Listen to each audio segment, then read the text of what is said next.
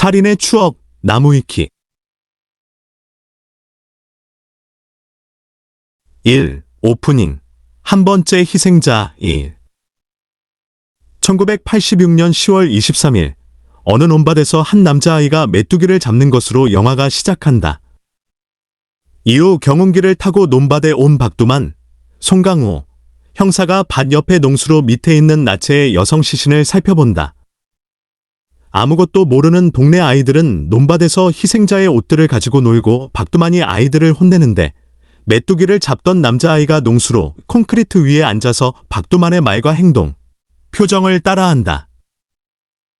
이후 박두만과 경찰관들은 용의자들을 조사하기 시작하지만 그저 용의자들의 평소 행적과 인간관계를 기반으로 이것저것 따져보는 초보적인 수사 방식이었고, 그나마도 박두만이 타자기 쓰는 법을 잘 몰라서 용의자가 도와주질 않나. 시킨 밥집 영수증이 오지 않아서 배달부를 조지다가 다른 형사가 전혀 엉뚱한 영수증을 주면서 영수증 처리를 하라고 하는 등 대충대충 설렁설렁하던 당시 공무원 기강이나 당시 경찰과 형사들의 일솜씨가 얼마나 어설펐는지 암시된다. 그래도 박두만이 밤새 경찰서에 남아서 조사를 하다가 잠에 드는 등 그 나름대로 열심히 일하긴 한 듯.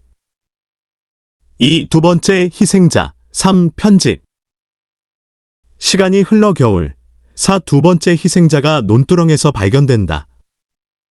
그런데 동네 주민들은 물론 아이들까지 시신 옆으로 와서 시신을 구경하고 정작 제보자는 현장에 없으며 범인의 것일지도 모르는 발자국 흔적은 주변 통제가 안 돼서 경운기가 받고 지나가 훼손되고, 감식반도 늦게 오고 박두만 형사와 구이봉 반장, 변희봉, 이 시신을 앞에 두고 기자 뒷담화를 까거나 말년에 이게 무슨 꼴이냐며 신세 한탄을 하는 등 그야말로 개판 5분 전. 경찰서에서 박두만이 밥을 먹으며 용의자들의 사진이 담긴 책을 바라보자 구 반장은 뭘 그리 사진들을 보냐고 핀잔을 주는데, 박두만은 자기가 얼굴만 보면 누가 범인인지 감이 온다며 본인의 직감을 믿는 모습을 보인다. 그러자 구 반장이 조서를 쓰고 있는 두 남자를 가리키며 한 명은 강간범이고 다른 한 명은 강간 피해자의 오빠라며 누가 강간범이고 누가 피해자 오빠인지 맞춰보라고 하는데, 6. 박두만이 둘을 빤히 쳐다보는 모습만 나오고 어떻게 말했는지, 맞췄는지는 나오지 않는다. 샵사인. 3. 백광호 편집. 다시 시간이 흘러 1987년 7. 박두만은 애인 곽설령, 전미선 과 성관계를 가진 후 곽설령이 주사를 놔주고 귀를 파주며 이야기를 나눈다. 이때 곽설령은 방앗간 할머니한테서 들은 이야기라면서 덮쳐라 백씨의 모자란 아들 백광호, 박노식, 가 두 번째 희생자 이양숙을 평소부터 졸졸 쫓아다녔고 이양숙이 죽은 날에도 쫓아다녔다고 얘기해준다. 박두만은 게임방에서 놀던 백광호를 잡아다가 지하실에서 신문을 하는데, 마치 동네 형처럼 형도 어릴 때 마 좆도 꼴리고 씨바 함하고 싶고 다 이해해 라면서 친근한 척 이양숙을 죽이고 가슴 만져보려고 죽인 게 아니냐는 식으로 백광호의 자백을 유도한다. 이때 조용구, 김래아 형사는 지하실에 들어오자마자 인상이 안 좋다면서 백광호를 발로 짓밟는다. 8. 박두만은 조용구의 군홧발 자국이 백광호의 피부에 남아 고문 증거가 될까봐 덧신을 건네주면서도 점잖은 척 애를 그렇게 짓밟으냐 라고 조용구를 말리는 체하며 국합 배드캅 작전을 써서 정말 내가 죄가 없어 라고 백광호를 추궁하면서 자신의 특기인 직감을 통해서 백광호가 범인인지 알아내려 한다. 이후 시간이 흘러 안개가 잔뜩 낀 논밭에서 너는 자수하지 않으면 사지가 썩어 죽는다 라고 쓰인 허수아비 옆으로 한 남자가 걸어온다. 도로 옆을 지나던 여자는 여성을 대상으로 한 거듭된 살인사건 때문에 그 남자를 의식하며 두려워하는데, 남자가 길을 물으려고 하니 겁먹고 급히 걷다가 옆에 밭으로 굴러 떨어진다. 남자는 밭으로 내려와 여자를 부축해주려고 하지만 여자는 오히려 두려워하며 도망치는데, 차를 타고 지나가면서 그 광경을 목격한 박두만은 남자를 강간범으로 오해하고 여기가 콩밭이냐? 여기가 강간의 왕국이야 라고 하며 남자에게 발차기를 날려 제압한다. 근데 박두만이 남자에게 수갑을 채우고 서둘러 달아나는 아가씨에게 피해자가 같이 가야 한다고 쫓아가서 잡으려 하자 남자가 너 형사야 라고 따지는데 알고 보니 그 남자는 연쇄살인 사건 수사를 위해 서울에서 자원해서 온 서태윤, 김상경 형사였던 것. 박두만은 멋쩍은 듯 사과하면서도 그 싸움을 그렇게 못해서 어떻게 형사가 라고 하는데 서태윤은 어이없어 하면서 그 사람을 그렇게 못 알아봐서 어떻게 형사가 라며 되갚아준다. 그 직후 서태윤은 차에서 나는 악취를 맡고 뭔지 찾는데 알고 보니 박두만은 백광호가 사건 현장에 있었다고 증거를 조작하기 위해 백광호의 운동화를 벗겨서 사건 현장으로 가고 있었던 것. 그리고 서태윤이 가관이라는 표정으로 쳐다보는 가운데 발자국을 찍고 사진을 찍는다. 10. 배치된 서태윤을 구 반장과 박두만이 환영하고 양지 바른 자리를 주지만 서태윤은 뚱하게 구석 자리를 요구한다. 이후 지하실에 박두만과 조용구, 백광호가 다 같이 중국집 배달 음식을 먹으면서 10일 드라마 수사반장을 보고 이건 노래가 좋아. 처음에 나오는 노래가 12. 서태윤은 홀로 서류들을 보고 있는데 권기옥, 고서희, 이 조금 전에 박두만이 찍어서 인화를 요구했던 증거자료 사진을 가져오자 밥을 먹다 말고 박두만이 다시 수사를 시작한다. 그런데 증거라고 내놓은 사건 현장에서 발견됐다는 발자국 사진은 사실 박두만이 서태윤과 만난 직후 백광호의 신발을 가져다가 아무 바닥에나 찍은 다음 박두만이 찍은 사진이었다.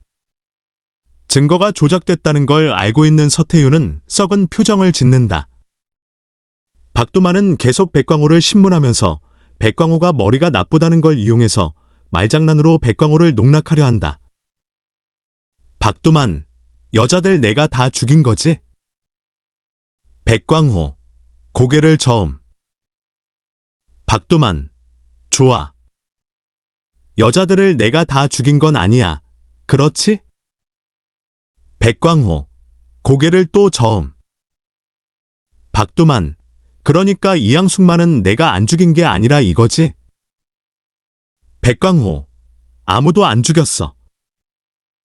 조용구, 책상을 걷어차며 이 자식이 이게. 증거까지 다 나왔는데 이게 어디서? 박두만, 우리 삽 어디 갔나? 삽. 조용구, 삽이요. 하지만 백광호가 쉽사리 넘어가지 않자 박두만은 백광호를 산으로 데려가 삽질을 시키고 사실대로 말 안 하면 생매장시키겠다고 협박하고 서태윤은 담배를 피우면서 뒤에서 지켜본다. 박두만이 교활하게 백광호에게 여자들이 너 얼굴을 보고 싫어하지 않더냐면서 유도 신문을 하자 순진한 백광호는 자기 보고 찡그린 여자들이 다 자기 머릿속에 있으니 전부 다 죽여버리겠다고 솔직하게 말한다. 13위 때부터 조용구와 박두만이 녹음을 하면서 신문을 하는데 백광호는 정말로 범인인 것처럼 이양숙이 살해당하는 모습을 구체적으로 증언하기 시작한다. 긴장감이 고조되고 박두만과 조용구는 극도로 흥분해서 백광호 보고 머리 좋다고 감탄까지 한다. 서태윤도 심상치 않은 증언에 잠시 쳐다보지만 조용구가 대체 왜 팬티를 향숙이 머리에 모자처럼 씌우고 옷을 도로 입히는 등의 기행 그랬냐고 묻는 결정적인 질문에 백광호가 나야 모르지 라고 뜬금없는 소리를 하자 화가 난 조용구가 이 새끼가 잘 나가다가 라고 외치며 백광호를 폭행한다. 이땐 박두만도 말리지 않고 욕설을 퍼부으면서 백광호를 추궁한다. 14 어이없는 수사 꼬락서니를 본 서태윤은 혼자서 산을 내려가고 밤늦게까지 서류들을 보며 사건을 조사한다. 어찌됐든 서태윤을 제외한 형사 일행은 백광호가 범인이라고 단정짓고 기자들을 불러 기념사진을 찍고 현장 검증을 시작한다. 그러나 서태윤은 백광호의 심한 화상을 입어 젓가락질도 할 수 없는 손을 보고 이런 손으로는 발견된 시신들처럼 시체를 옷으로 묶을 수 없다고 확신의 백광호의 무죄를 주장하지만 구 반장이 묵살한다. 15 그러나 현장 검증에서 백광호의 아버지 덮쳐라 백씨가 달려와 오열하며 아들의 무죄를 주장하고 16 백광호도 자기가 안 죽였다며 발악하자 현장은 아수라장이 된다. 결국 백광호에 대한 영장은 검찰에서 기각되고 17 백광호는 풀려났는데 구 반장과 형사들이 밥을 먹으면서 박두만은 증거까지 나왔고 18 그렇게 아주 세세한 것까지 다 풀었는데 영장 기각이 말이 되냐고 분을 참지 못하면서 서태윤에게 당신도 듣지 않았냐고 묻는다. 그러자 서태윤은 박두만에게 백광호의 자백은 너희가 대사 연습을 시킨 게 아니냐면서 의심한다. 박두만은 뭐? 라면서 반발하지만 구 반장이 음식이 나왔다고 둘의 싸움을 무마하는데 19. 나온 짜장면은 떡에 가까운 형편없는 상태의 짜장 따로 달라고 한 서태윤의 요청은 아예 묵살당했고 결국 구 반장도 자신의 나무젓가락이 부러지자 이런 족같이 라고 욕을 퍼붓고 이후 경질당하면서 주연에서 퇴장한다. 4. 세 번째 희생자 20 편집. 이후 구이봉 반장은 잘리고 신동철, 송재호 반장이 새로 오게 된다. 신 반장은 수사보고 중 박두만의 어설픈 모습 21과 구체적 물증도 없이 강압 수사를 했다는 전적 때문에 박두만을 못 믿어하는 모습을 보인다. 특히 신 반장은 첫 출근 길에 신문에서 백광호를 범인으로 몰았다고 자축하는 형사 3인방의 얼굴을 확인한 상태였다. 한편 서태윤은 두 희생자들이 모두 비 오는 날 빨간 옷을 입었을 때 살해됐다는 공통점을 지적하고 이를 바탕으로 독고연순이라는 실종 신고된 여자 역시 살해당했을 거라며 신 반장에게 실종 추정 위치 주변 수사를 요청한다. 박두만과 조용구는 독고연순이 원래부터 서울 가겠다고 했던 애라면서 대수롭지 않게 여기는데 신 반장은 눈빛도 살아있고 신문에도 실리지 않은 서태윤의 모습을 예사롭지 않게 바라보며 정경 2개 중대를 붙여줘 수색하게 한다. 박두만과 조용구는 서태윤이 개뻘짓한다고 비웃으며 실뜨기를 하는데 조용구는 정말로 대학에 가면 오리엔테이션을 하면서 떼씹을 하냐고 묻고 박두만은 자기는 2년제밖에 안 나와서 모르니 4년제 나온 서태윤이에게 물어보라고 짜증을 낸다. 조용구는 자기는 고등학교 4년 나왔다고 푸념을 하고 박두만이 오랜만에 현순이나 보고 싶다고 하는데 정말로 서태윤이 주장했던 위치에서 이전 2살의 사건과 똑같은 수법으로 살해당한 독고연순의 시신이 발견된다. 시신에서 정액이 발견됐으나 너무 오래돼서 혈액형을 판정하는 것은 불가능했다. 이전까지 희생자에게 별다른 정을 보이지 않던 박두만은 자기가 알던 여자가 끔찍하게 살해당했다는 사실에 현수나 이놈아 하고 탄식한다. 새 형사와 신 반장이 덮쳐라 백씨가 운영하는 고깃집에서 고기를 구워 먹으며 얘기를 하다가 박두만과 조용구가 백광호한테 새 신발을 선물로 준다. 둘은 뻔뻔하게 몇 정도 정이라면서 백광호에게 술을 따라주면서 앞으로 형이라고 부르라고 하지만 조용구에게 호되게 당했던 백광호는 울분에 찬 표정으로 시근덕거리다가 신발만 챙기고 말없이 도망간다. 근데 그 신발이 나이키의 짝퉁인 나이스여서 서태윤은 기왕 줄 거면 진짜로 주라며 잔소리를 하고 저렇게 모자란 백광호야말로 범인과 가장 거리가 먼 인물인데 저런 애를 붙잡고 시간을 낭비했다며 신 반장 앞에서 둘에게 망신을 준다. 22. 이들 일행은 룸살롱에 가는데 24. 박두만은 서태윤에게 우리나라는 미국이랑 달리 땅덩어리가 좁아서 쓸데없이 머리 쓸 거 없고 몸으로 수사하면 되고 꼬우면 미국 가서 수사하라고 그간 자기가 안 입고었던 것들을 쏟아붓는데 서태윤이 에이 시발 족까지 말란 말이야 시발로마 라고 욕설을 퍼부으면서 거칠게 대응하자 박두만이 분을 참지 못하고 서태윤의 멱살을 잡고 대거리를 한다. 이때 과음 후 뻗어있던 신 반장이 깨어나 24. 이제 좀 정신이 든다면서 앞으로 범인이 비가 오는 날에 다시 살인을 저지를 거라며 한 발짝 더 움직인 선제 공격으로 수사를 하겠다고 선언한다. 그리고 서태윤과 박두만의 뒤통수를 후려갈기면서 한 번만 더 자기 앞에서 싸우면 자기 손에 죽는다고 엄포를 놓으며 분위기를 휘어잡는다. 25. 화면이 전환되면서 한 민가를 비추고 한 아주머니가 빨래를 널다 천둥 소리가 들려 능숙하게 건 빨래를 다시 걷는다. 26. 장면이 전환되어 비를 피하는 여고생들이 보이고 박두만도 같이 비를 피한다.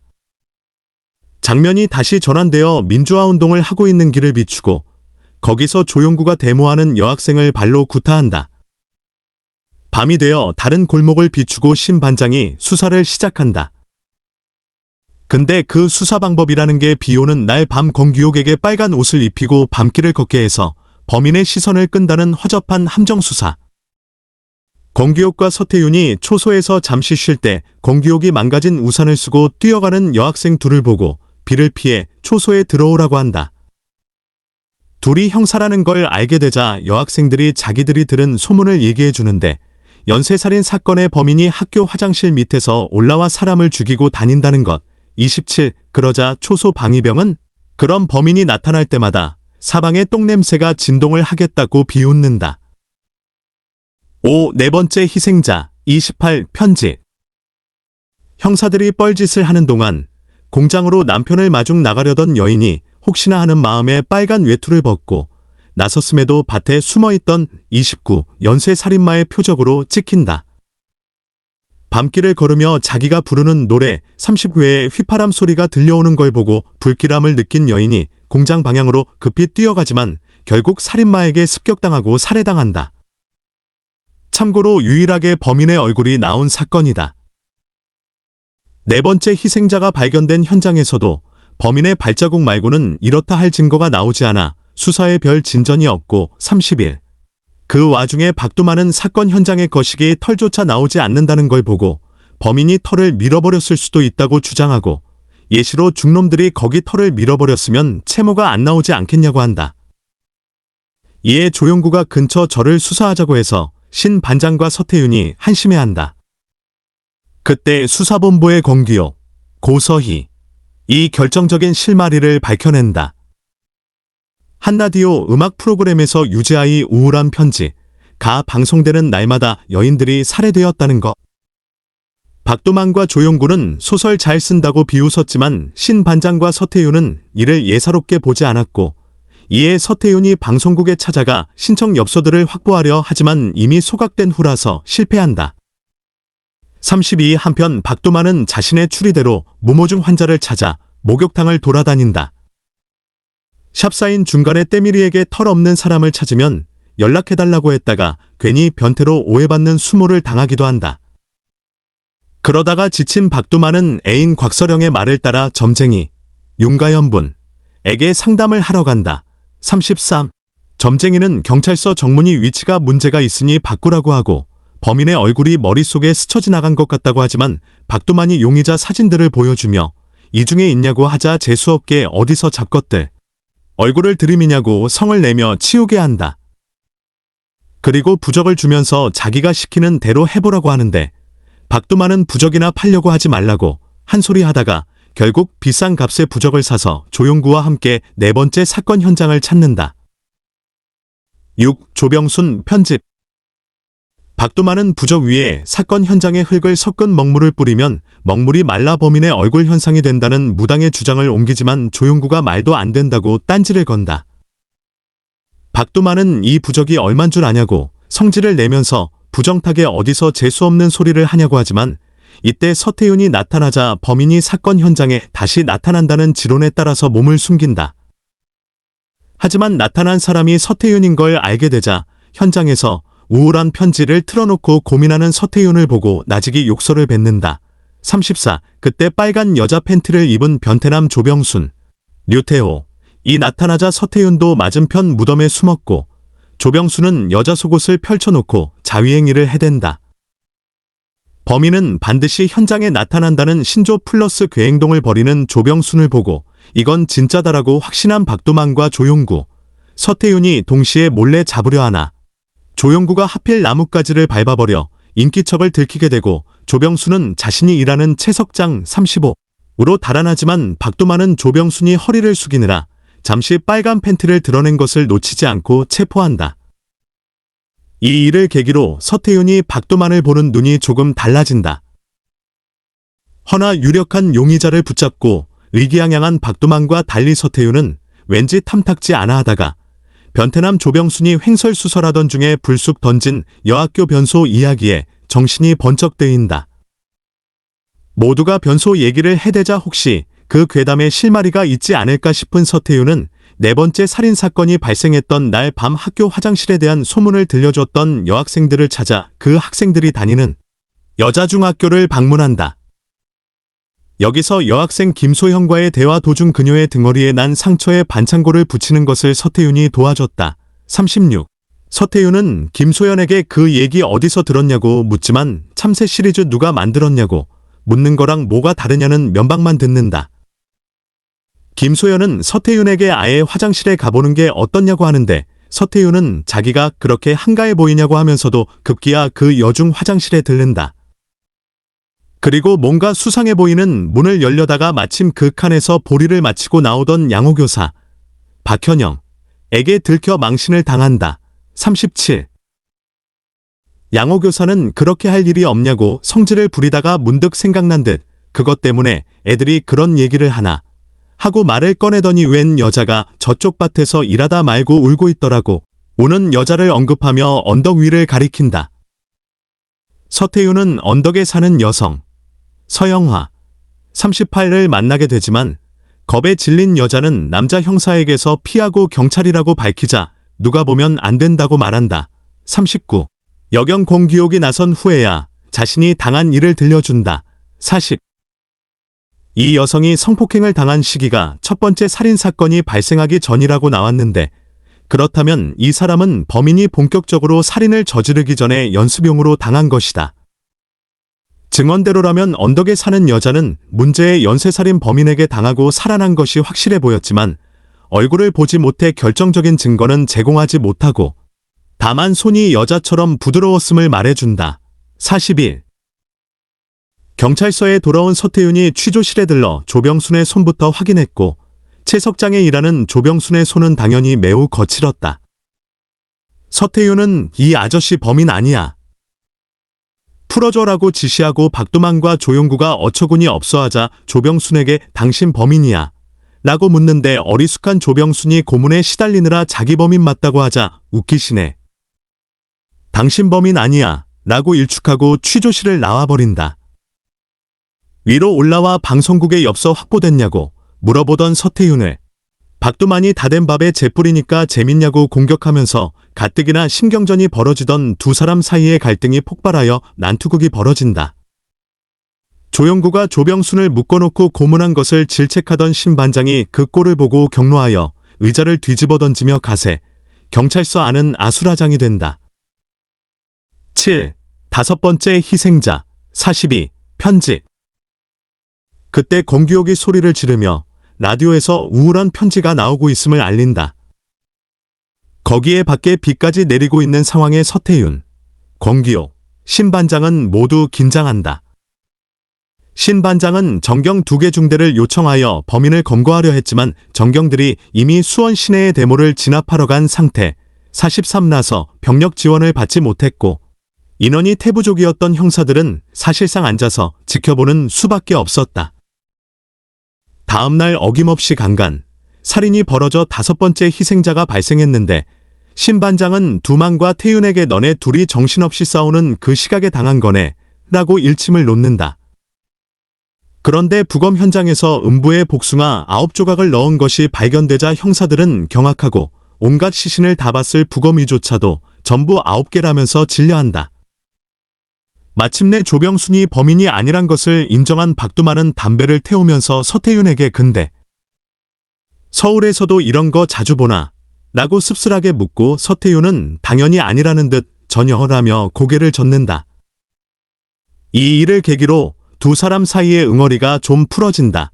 44, 45 박두만은 범인이 기존 자신들의 상식선에 있는 자가 아니었음을 그제야 깨닫고 자신이 용의선상에 올려놓은 사람들을 비웃으며 애초부터 이런 놈들하고 쓸데없는 짓을 했어. 46라고 서태윤의 말을 긍정하며 자신이 국밥 먹다가 밥풀 붙여서 애써 만든 용의자 노트를 모두 찢어 쓰레기통에 버린다. 8. 박형규 유편집. 그때 공기옥이 방송국에서 신청 엽서를 확보해서 박두만과 서태윤에게 연락하고 마침내 두 사람은 비 올 때마다 우울한 편지를 틀어달라고 했던 공장 사무실 직원 박형규, 박해일의 신병을 확보하는 데 성공한다.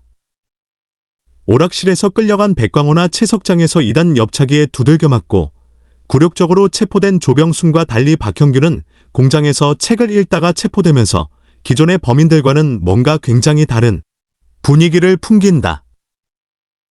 수사본부 사람들은 사건이 일어나는 날마다 엽서를 보낸 당사자인데다가 증언에서 나온 대로 손이 부드럽기까지 한 박형규가 범인임을 확신하고 추궁하지만 47. 박형규는 완강히 부인하며 당신네들이 무고한 사람들 족친다는 거 동네 애들도 안다 하고 항변한다. 극도로 흥분한 조영구가 박형규의 멱살을 잡고 욕설을 퍼붓고 박형규가 자기는 절대로 안 당한다고 경찰들의 고문을 비판하자 아가리 닥쳐. 이 개우라고 대거리를 하지만 기자들에게 고문수설을 추궁당하면서 심경이 날카로워져 있던 심 반장은 조용구에게 호통을 쳐 말려하면서 자신의 뒤로 보낸다. 그런데 박형규는 한 가지 매우 이상한 점이 있었는데 비 오는 날마다 노래를 신청하는 박형규의 사연을 DJ가 특별히 언급하면서까지 노래를 내보냈음에도 이를 전혀 기억하지 못하여 사실 라디오를 듣지 않고 바깥에 나갔다고 의심되는 정황을 보인 것이다. 서태윤은 박형규를 취조하면서 너는 비 오는 날만 되면 여자를 죽이고 싶어 몸이 근질근질한데 지난번에는 죽인 걸로도 모자라서 죽은 여자의 성기에 복숭아까지 넣었다고 쏘아붙이면서 노래가 기억이 안 난다면 복숭아를 몇 개 넣었는지는 기억나냐면서 복숭아 숫자를 하나씩 세면서 박형규를 마구 몰아세운다. 그전까지 침착하던 박형규는 민감하게 반응하면서 집어치우라고 하더니 서태윤이 복숭아 개수를 세는 대목에 이르자 박형규는 족까지마 라며 반발한다. 이에 이미 위험해 보일 정도로 분노해 있던 조용구가 책상을 넘어 달려들어 박형규를 성질대로 마구 구타한다. 가뜩이나 고문 문제, 불법 감금 문제로 기자들과 윗선에 시달리던 심 반장은 격분하여 때리지 말라했제. 때리지 말라했제. 애초부터 내 경고했제. 기자 새끼들이 어떻게 돌아가는지 내 경고했제. 무식한 새끼야. 라고 욕설을 퍼부으면서 조용구를 계단에 서 있는 힘껏 걷어차 굴러 넘어뜨리며 네 앞으로 2번 다시 취조실에 들어올 생각하지 마라 하고 일갈한다. 계단 밑으로 굴러떨어진 조용구는 수치심 때문인지 일어서지도 못하고 그대로 웅크린다. 구 목격자 편집. 한편 다시 발이 무기게 되자 형사들은 고뇌한다. 냉철한 형사 서태윤도 이때는 스트레스로 많이 망가져서 목격자고 나발이고 다 필요 없어. 자백만 받아내면 돼. 박형규 그 새끼를 죽도록 두들겨 패는 거야 시발하고 중얼거리는 수준에 이른다. 맛이 간 서태윤을 본 박두만은 신기하다는 듯이 옆에서 한마디 하게 된다. 박두만, 너 많이 변했다. 응. 그렇게 한번 잘해봐라. 개쪽만 당하지. 백광호 때처럼. 서태윤, 백광호. 전부터 한번 물어보고 싶은 건데 그때 백광호 산에 끌고 갔었을 때 말이야. 그 자식 삽질하다 말고 이양숙 죽을 때 얘기 조목조목 했었잖아. 박두만, 근데? 서태윤, 그때 그거 정말 백광호한테 미리 대사 연습시킨 거 아니었어? 박두만, 진짜 아니라니까.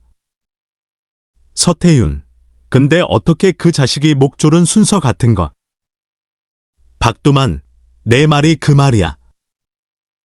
잠시 후 두 사람은 최초 용의자였던 백광호, 박노식, 가 범행 과정을 생생히 증언하던 게 실은 자백이 아닌 목격담이었음을 깨닫고 백광호의 아버지가 운영하는 고깃집에 달려갔다. 48 하지만 백광호는 없었다. 서태윤은 백광호가 자주 가는 오락실로 달려가고 박두만의 신 반장에게 조인트를 까인 이후 계속 술을 마시던 조용구를 붙잡고 너 여기 몇 시부터 와 있었냐? 백광호 못 봤냐? 고 묻는다. 하지만 조용구는 대답을 하지 않는다. 그때 텔레비전에서 나오고 있던 부천경찰서의 성고문 사건 뉴스를 보고 있는 한신대학교 여학생들이 저런 무식한 형사들은 거시기를 잘라야 한다. 나는 말을 하자 소주병을 들고 일어나서 텔레비전을 소주병으로 박살내고 49 TV 바로 앞에 있던 남학생의 머리를 밥상에 쳐박더니 대학생들을 무차별 폭행하고 아까 그 말을 했던 여학생의 머리채를 붙잡고 니들 다 교수랑 했지? 박았지? 라고 악을 쓰며 닥치는 대로 구타를 한다. 박두만은 당황해서 조용구를 말리려 하지만 흥분한 남학생들이 덤벼들고 박두만도 조용구랑 한패로 몰리면서 고깃집 안은 아수라장이 된다. 이 난리 와중에 백광호가 돌아오고 백광호는 조용구가 자기 집에서 난동을 부리는 것을 보고 울부짖으며 녹슨못이 박힌 의자다리로 후려갈긴다. 50 조용구는 처절하게 울부짖고 피가 흐르는 조용구의 다리를 본 백광호는 기겁하여 달아난다. 이에 박두만과 서태윤이 달려가서 전봇대 위로 기어 올라가서 잘못했다고 우는 백광호를 진정시키며 이양숙 살인 사건에 대해 묻는다. 박두만이 싸우다 보면 그런 일 있을 수도 있으니 진정하고 내려와서 얘기하자고 달래지만 백광호는 내려가면 죽일 거 다 안다고 버틴다. 이에 서태윤이 내려올 필요 없으니 이양숙 죽던 날에 대해서 다시 설명해달라고 구슬르자 마침내 형사들이 자기를 죽이려는 것이 아니라는 걸 이해하고 진정한 백광호는 사건 현장으로 가서 다시 목격담을 늘어놓았고 범인이 나보다 잘생겼다 말한다. 형사들이 백광호에게 박형규의 사진을 보여주며 이 사람이 범인이냐 고 묻지만 사진을 보고 눈이 휘둥그레진 백광호는 불이 얼마나 뜨거운지 알아 라고 엉뚱한 소리만 한다. 백광호가 결정적인 단서를 제공하려다가 많은 것에 답답해진 박두만이 사진 똑바로 봐 이 새끼야 라고 윽박 지르고 심지어 서태윤은 정신 차려 정신 이라고 백광호의 뺨까지 후려갈기며 다시 캐묻지만 그때 여학생들의 친구인 다른 대학생들이 몰려와 드자비를 한다. 그런데 이때 뒤늦게 나타난 자기 아버지를 보고 백광호는 갑자기 나 어렸을 때 아궁이에 날 집어던졌다. 저 사람이 라는 식의 묘한 발언을 한다. 51. 서태윤이 대학생들에게 우리 경찰이야 라고 외치지만 대학생들은 조까 우린 안기부다 라고 하며 믿지 않는다. 52. 결국 서태윤은 싸움에 휘말려 발이 묶이고 박두만 혼자서 달아나는 백광호를 쫓지만 백광호는 철로 위에서 호루라기를 불어대다가 기차에 치여 숨지고 만다. 결국 증거 불충분으로 박형규가 풀려난다. 그러다가 국과수로부터 수사본부에 희소식이 전해졌으니 사건 현장 중 한 곳에서 범인의 정액이 채취되어 DNA 검사를 하면 박형규의 범행 여부를 확실하게 증명할 수 있다는 것. 소식을 전하는 국과수 담당자는 DNA 분석을 할 수 있는 기계가 한국에 없어 미국에 보내 회답을 받으려면 시간이 걸린다는 말도 덧붙인다. 이에 분석 결과가 올 때까지 박형규를 감시하기로 한다. 그리고 이때쯤에 못에 찔린 조용구의 오른다리에 이상이 있음을 알게 된다. 며칠이 지났는데도 절뚝이는 걸 본 박두만이 조용구를 병원에 데려가지만 파상풍으로 무릎 아래의 다리를 절단해야 한다는 의사의 말을 듣는다. 53. 결국 조용구는 절단 수술에 들어간다. 54. 이제 사건을 수사하는 형사는 박두만과 서태윤만 남았고 이런 와중에 곽서령은 박두만을 잠깐 불러내 링거를 맡게 하면서 형사 그만두고 다른 일을 하면 안 되겠냐는 말을 꺼낸다. 박형규는 요주의 대상으로 서태윤으로부터 지속적인 감시를 받는다. 그러던 중 고깃집에서 혼자 술을 마시던 박형규를 감시하던 서태윤은 깜빡 졸아버리고 박형규가 버스를 타고 어디론가 가는 순간에 깨어나게 된다. 서태윤은 황급히 박형규를 추적하려 하지만 차가 고물이라서 시동이 걸리지 않는 바람에 놓치고 만다.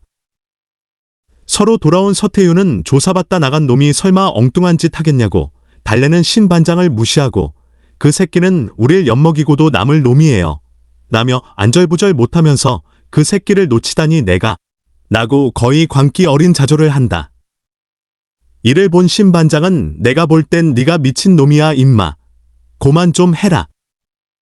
내까지 불안해지잖아 라고 서태윤을 진정시키려 한다. 10. 마지막 희생자 55. 편집. 아니나 다를까 그날 밤에 다시 범행이 일어난다. 희생자는 다름 아닌 여학생 김소연이었다. 56. 소연은 다음 날 아침 빗속에서 음부의 포크 숟가락, 학용품이 꽂힌 끔찍한 시체로 발견된다. 서태윤이 그녀의 학교에서 등허리에 붙여줬던 반창고는 감식반원들에 의해 증거품으로 채취된다. 망연자실해 있던 서태윤은 그 반창고가 떼어진 그녀의 등허리를 옷자락으로 덮어주고 자리를 뜬다. 전에 소연이 등에 반창고를 붙여줄 때 소연이 부끄러워하자 태윤이 어린애가 부끄러워하냐 하고 장난스럽게 면박을 주던 장면과 대비되는 가슴 아픈 장면 57. 붕괴한 서태윤은 박형규를 범인으로 확신하고 집에서 자고 있던 그를 급습해 기찻길로 끌고 간다. 서태윤은 박형규를 마구 때리면서 애는 왜 죽였냐고 욕설을 퍼붓다가 권총을 겨누며 범행 자백을 강요한다. 하지만 박형규는 뜻대로 말해주지 않고 흥분한 서태윤은 권총을 장전하는 일촉즉발의 상황이 펼쳐진다. 이때 박형규가 그래, 내가 죽였다. 내가 다 죽였다. 이 말이 듣고 싶은 거지? 그치? 이제 좀 속이 시원해? 오스라고 하면서 몰래 날카로운 돌을 집어들고 서태윤의 손을 베어 총을 놓치게 만들고 분노한 서태윤은 박형규의 따귀를 때리고 발길질을 한다.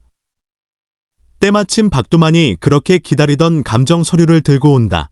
58. 서류를 받아든 서태윤이 지금까지 우릴 비웃었지라고 중얼거리면서 내용을 확인하는데 정액의 유전자 지문을 분석한 결과 용의자의 것과 일치하지 않으므로 박형규를 범인으로 볼 수 없다.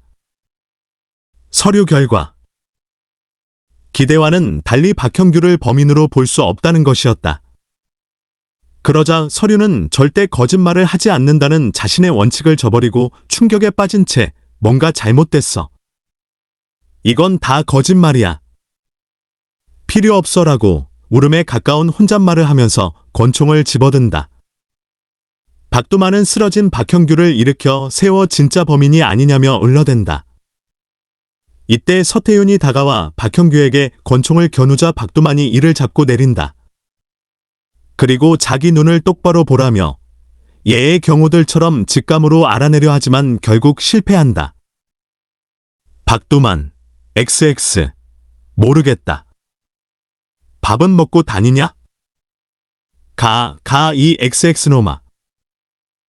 허탈감에 빠져있는 형사들을 향해 터널 속의 기차가 다가온다.